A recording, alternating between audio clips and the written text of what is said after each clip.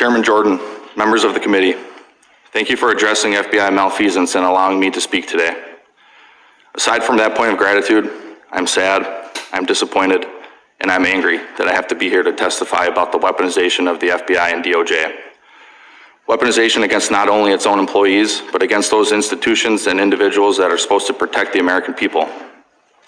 I'm here today because even though I am wrongfully suspended from the FBI, I remain duty-bound to the American people to play my small role in rectifying these issues. After all, I never swore an oath to the FBI. I swore an oath to the Constitution.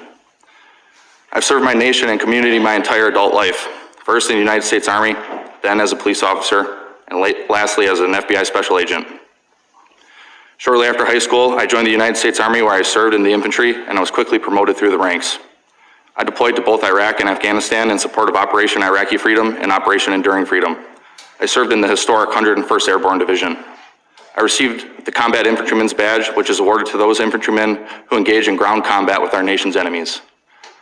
The Army's official motto is, "This will defend."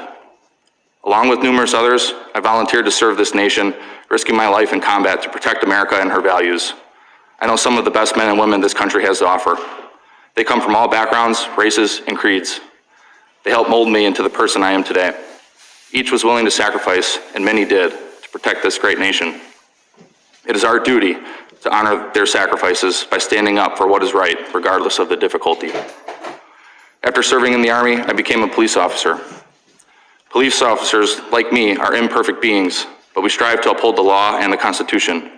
People who go to work every day trying to make their communities better, yet who nonetheless are faced with budget cuts and calls for defunding as we continue spiraling away from law and order as a nation. While serving as a police officer, I finished my bachelor's degree, graduating with honors in criminology and law studies. Shortly thereafter, I began the long road to becoming an FBI special agent, a position I once understood to be the pinnacle of law enforcement and a way to continue to serve this nation and protect and defend the Constitution. During my 4 years as a special agent, I received the highest annual review an employee can receive. I volunteered for, tried out for, and was selected for an FBI SWAT team. I also volunteered for, tried out for, and was selected for a new unit the FBI created. I also received an award for my work on an anti-abortion extremism case.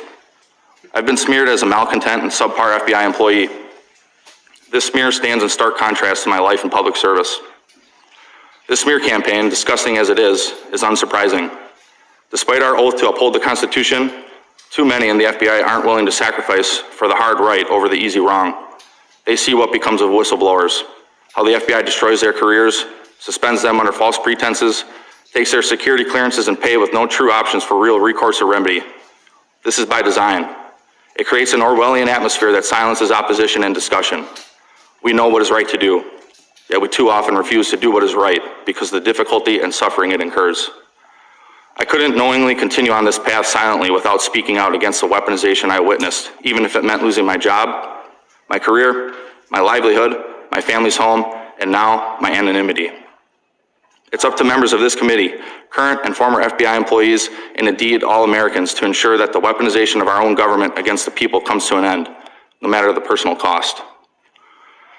As James Madison prudently opined, in framing a government which is to be administered by men over men, the great difficulty lies in this. You must first enable the government to control the governed, and in the next place, oblige it to control itself. The safeguards currently in place at the FBI are clearly inadequate and must be reworked to protect whistleblowers and others who are inappropriately targeted. The FBI can extract whatever they want from me. I'm willing to bear that burden. I've sworn to defend this country from enemies, both foreign and domestic, even if that means sacrificing my life. I've lived that oath out since first enlisting in the Army, consistently saying, "Here am I, send me."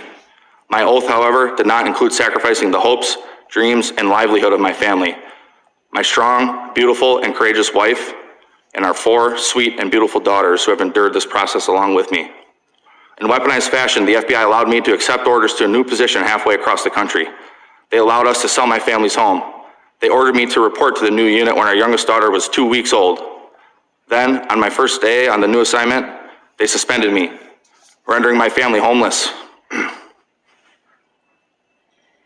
They refused to release our goods, including our clothes, for weeks. All I wanted to do was serve my country by stopping bad guys and protecting the innocent. To my chagrin, Bad guys have begun running parts of the government, making it difficult to continue to serve this nation and protect the innocent. But I, for one, will never stop trying, and I'll never forget my oath. Thank you.